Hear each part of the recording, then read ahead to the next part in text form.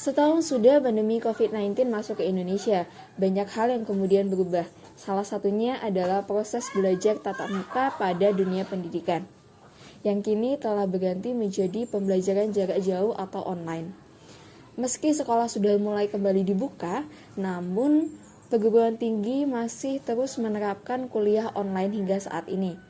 Salah satu perguruan tinggi yang masih menerapkan kuliah online adalah Universitas Bengkulu yang mengacu pada surat edaran rektor yang diterbitkan pada 4 Januari 2021 tentang perkuliahan semester genap tahun ajaran 2020-2021 tetap dilaksanakan secara daring atau online. Saat ini saya sedang berada di Pondokan Eci Bersaudara yang terletak di Gang Serumpun, Kelurahan Kandang Limun, Kota Bengkulu. Dan di samping saya saat ini sudah ada Mbak Yuli, salah satu mahasiswa dari Universitas Bengkulu. Mbak, kalau boleh tahu kuliah jurusan apa nih? Saya kuliah di jurusan pendidikan IPA ya Mbak ya, FKIP. Mbak, gimana sih pendapat Mbak tentang kuliah online ini? Menurut Mbak efektif atau tidak? Menurut saya sih kurang efektif ya Mbak ya, karena interaksi antara dosen dan juga mahasiswa itu kurang Mbak menurut saya. Beda kalau misalkan perkuliahan tatap muka nih Mbak. Kalau perkuliahan tatap muka tuh interaksinya tuh dapat baik gitu Mbak. Ada nggak sih Mbak kendala-kendala yang dialami selama perkuliahan online ini? Kendala utama yang saya rasakan ya Mbak, apalagi kemarin saya di dusun. Kalau di dusun itu susah untuk mencari sinyal ya Mbak, apalagi kalau di dusun itu sering mati lampu, jadinya udah sinyalnya susah, HP terkadang lowbat dan juga laptop juga nggak bisa digunakan seperti itu Mbak. Dan kendala lain juga Mbak, paket ya Mbak ya. Apalagi kalau daring kan ya perlu Zoom meeting, terus Google Meet seperti itu.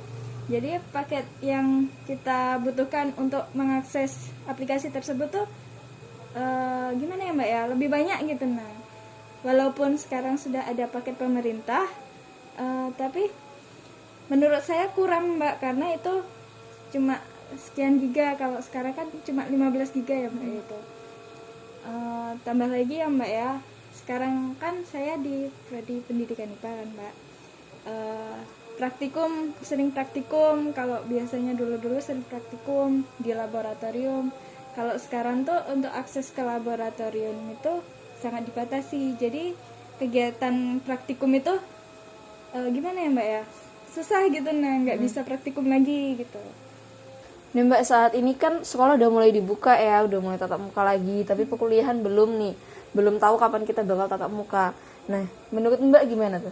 Kalau menurut saya wajar ya Mbak ya, kalau siswa SD, SMP ataupun SMA itu sudah diperbolehkan masuk.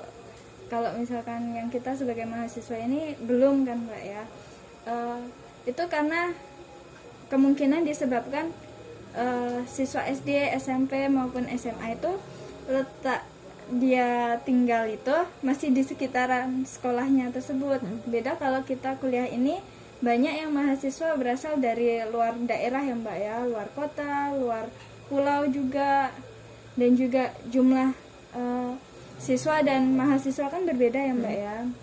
Kalau siswa di sekolahan itu ya mungkin segitulah Mbak ya, tapi kalau mahasiswa di perguruan tinggi itu lebih banyak kan Mbak daripada yang di sekolahan. Gimana sih harapan Mbak ke depannya untuk situasi saat ini? Kalau situasi saat ini semoga ya Mbak ya, corona ini dapat segera hilang dan dapat diatasi dengan baik. Jika tetap kita akan daring seperti ini, semoga sistemnya itu akan lebih baik lagi agar mahasiswa ataupun dosennya merasa nyaman gitu Mbak. Itulah wawancara saya bersama salah satu mahasiswa dari Universitas Bengkulu. Saya Laras Anyarsari melaporkan.